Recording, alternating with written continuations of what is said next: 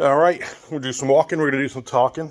We got a question from Peter Marsh, and he wants to know if I have any specific tricks for suspense writing my horror novels.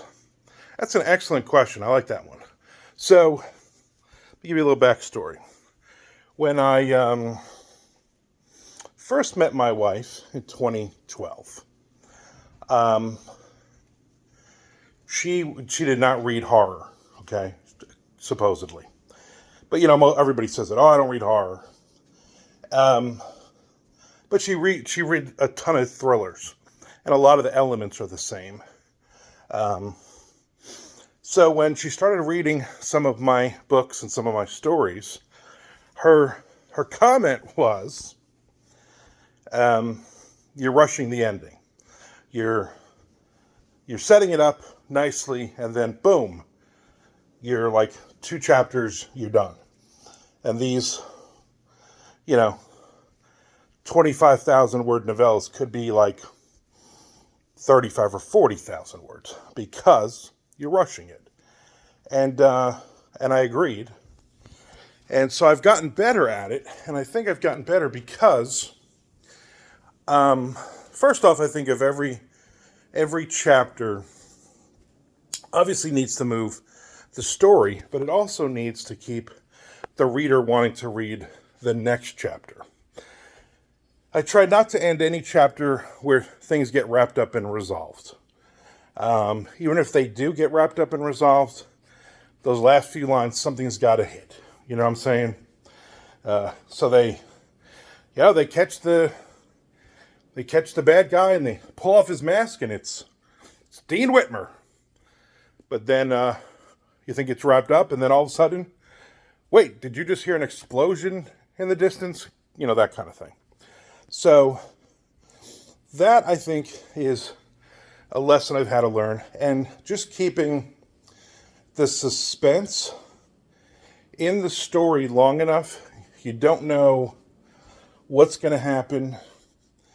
You're trudging along. There's something, who's going to get killed next. There's some spookiness. But you don't knock the reader over the head with it. You don't ever, basically, foreshadowing is great, but too much is ridiculous, and the reader already knows. Now, if you're writing horror, like, okay, there's a monster. We know the monster's, outside in the woods. We know these people are trapped in the house, and there's no power to the house, right? And they're down to like their last 2 bullets. Okay, so you've set up a suspenseful premise. The idea is not to get to chapter 7 of a 50-chapter book and have them shoot the monster. The suspense is they've only got 2 bullets. And this thing is scraping against the house every now and then. And this thing has, basically ripped out the engine to the car when they finally, in chapter 15, run outside to try to get in the car. The suspense is, where is the monster around them? Okay? And just some dumb examples off the top of my head. But that's kind of the idea, is you want to string it along where it makes sense, where the pacing is good, and you get that by writing. You get that by experience. There are several of my books, older books, and stories that I did all of that very poorly. And I think I've gotten better at doing it since. So I hope I answered your question. I'm not even sure if I answered your question. I'm just rambling there, Peter. Thank you, Peter, for the question. If anybody else has any questions for me, please, armandrosamilia@gmail.com, or comment on the Patreon, or comment on the YouTube.